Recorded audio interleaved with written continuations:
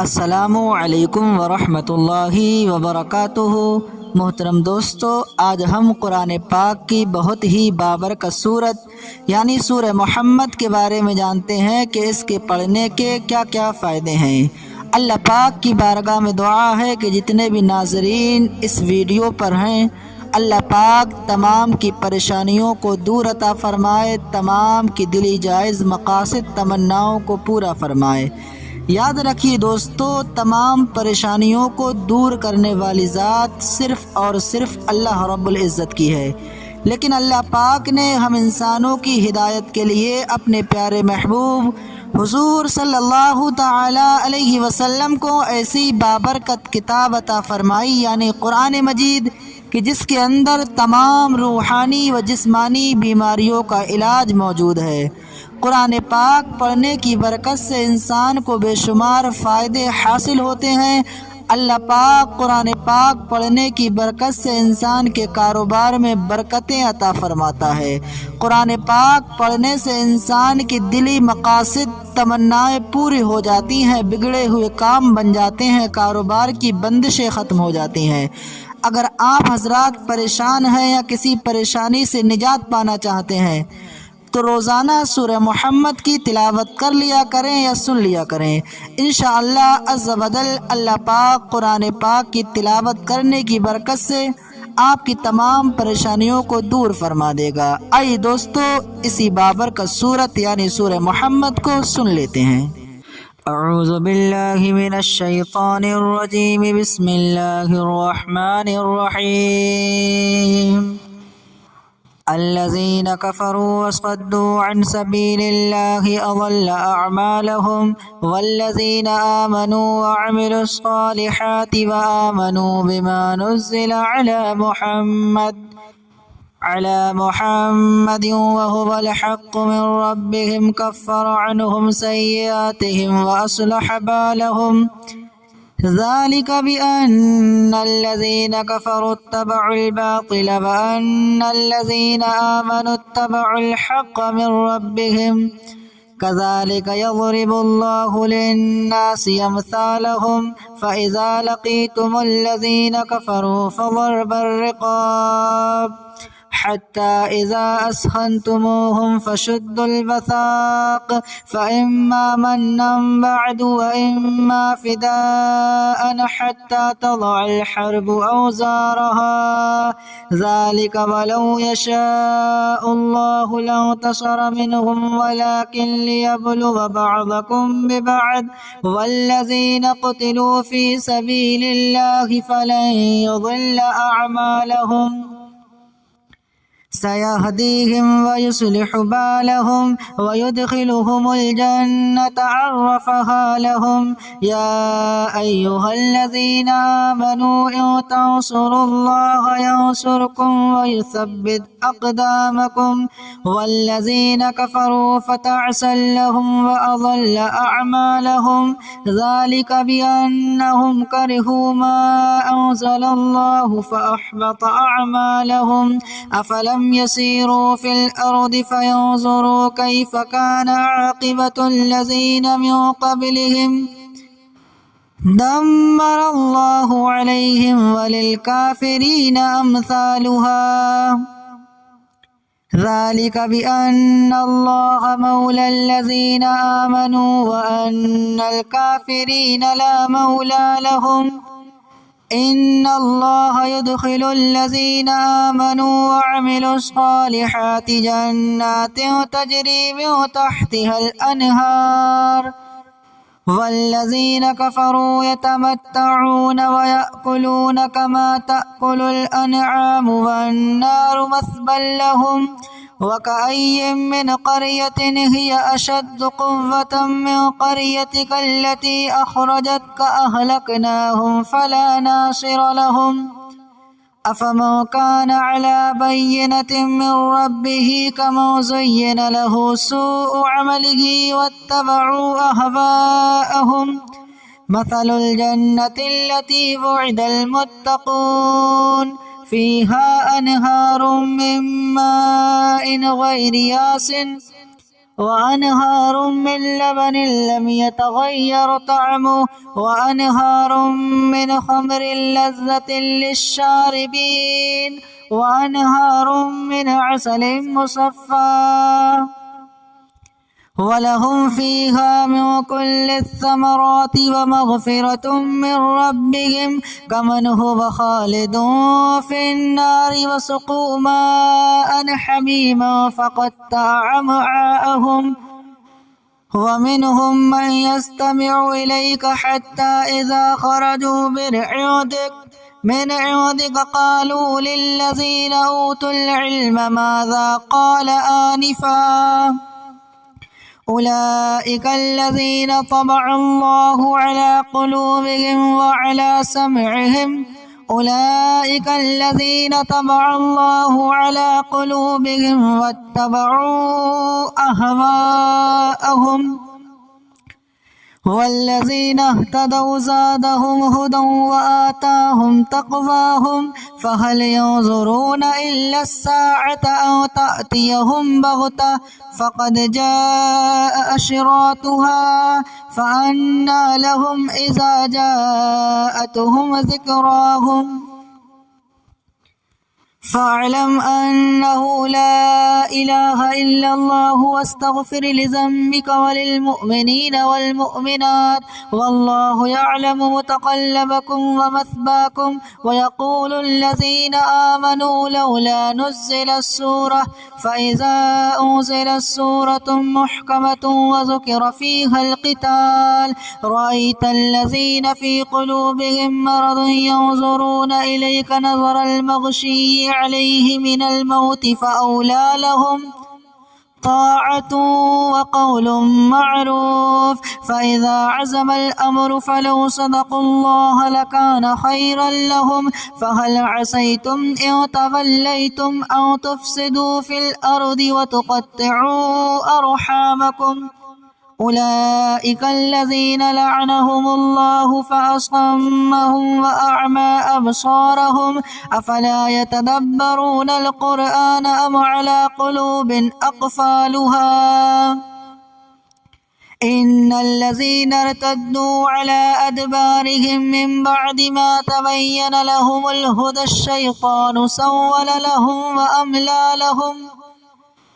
ذلك بأنهم قالوا للذين كرهوا ما نزل الله سنطيعكم في بعض الأمر والله يعلم إسرارهم فكيف إذا توفتهم الملائكة يضربون وجوههم وأدبارهم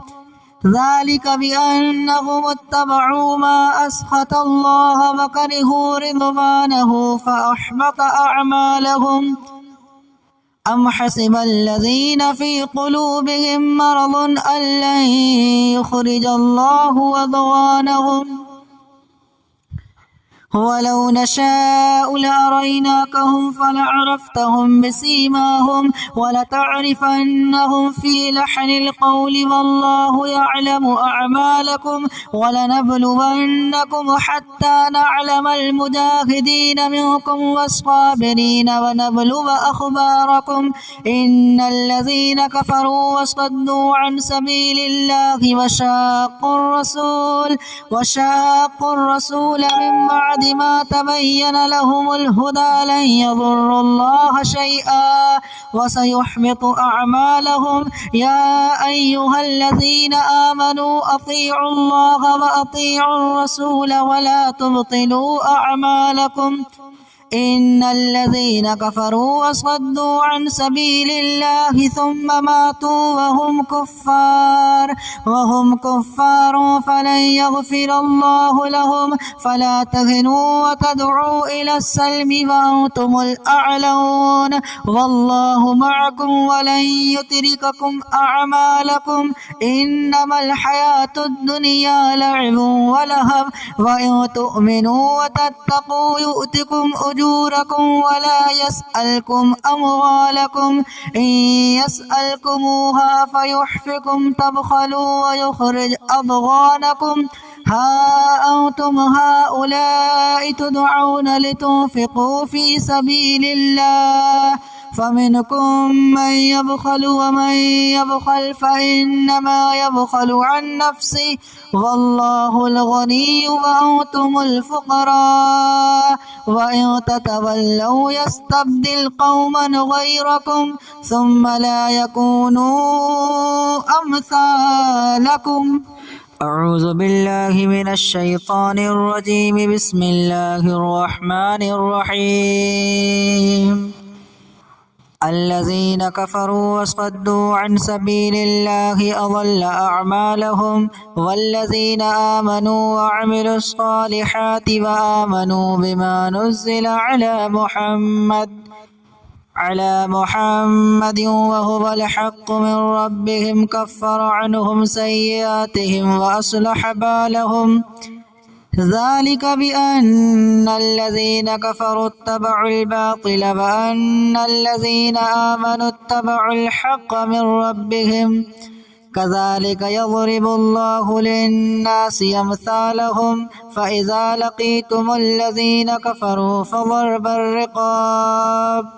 حتى إذا أسخنتموهم فشدوا الوثاق فإما منا بعد وإما فداء حتى تضع الحرب أوزارها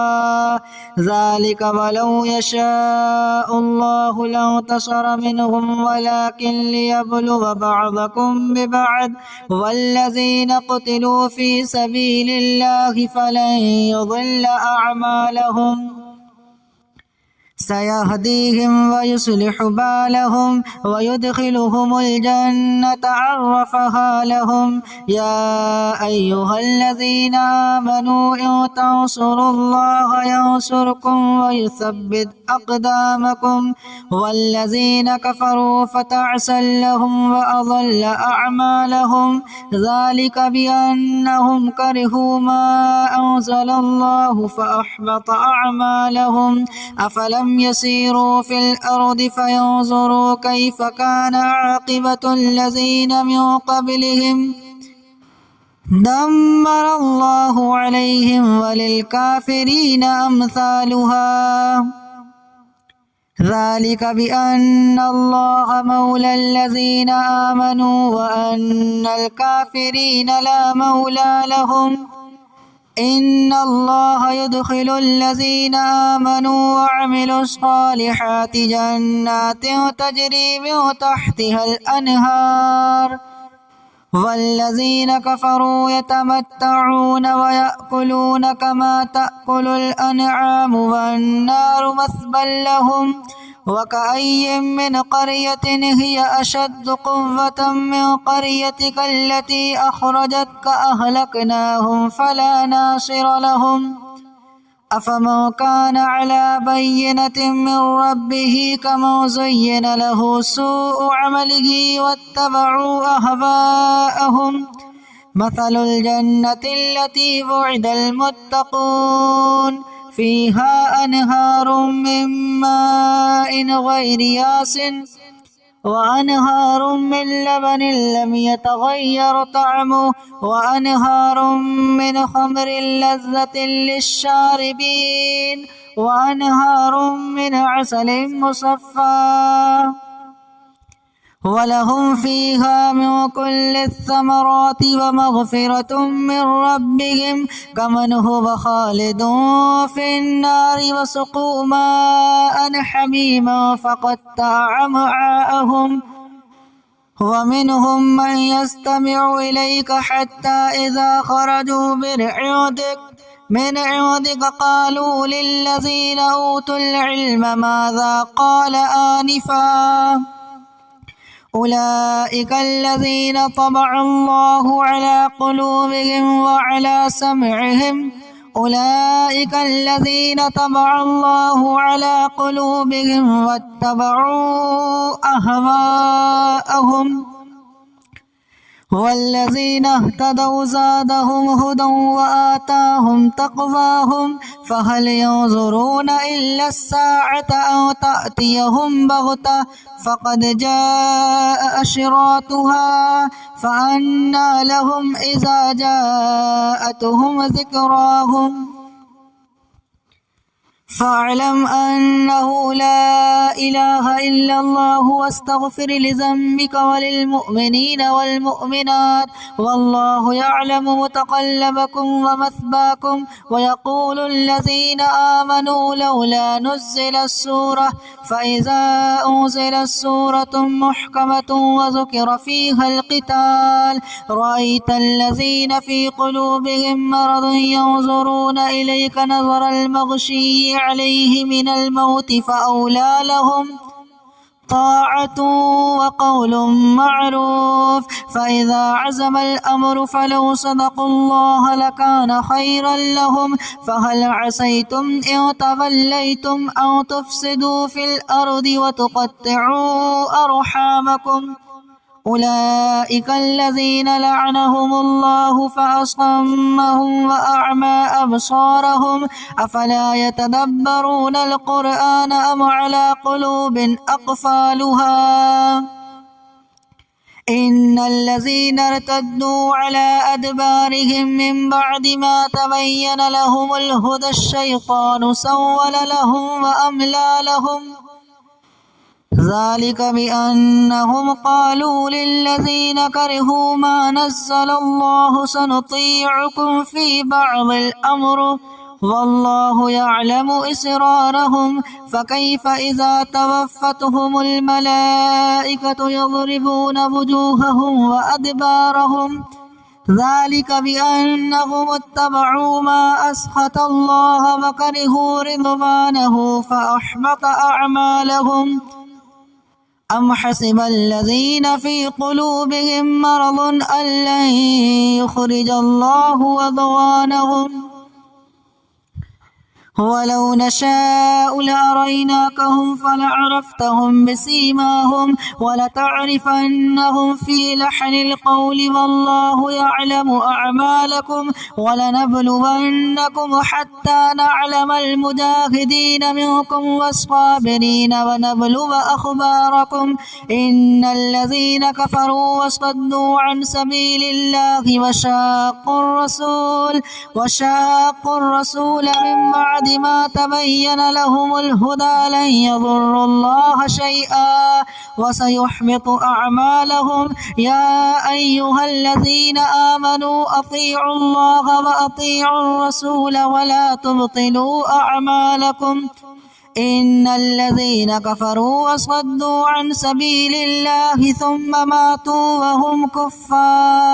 وهم كفار فلن يغفر الله لهم. فلا تهنوا وتدعوا إلى السلم وأنتم الأعلون والله معكم ولن يترككم أعمالكم. إنما الحياة الدنيا لعب ولهو وإن تؤمنوا وتتقوا يؤتكم أجوركم ولا يسألكم أموالكم. إن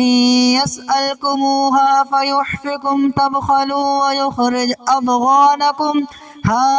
أنتم هؤلاء تدعون لتنفقوا في سبيل الله فمنكم من يبخل ومن يبخل فإنما يبخل عن نفسه والله الغني وأنتم الفقراء وإن تتولوا يستبدل قوما غيركم ثم لا يكونوا أمثالكم.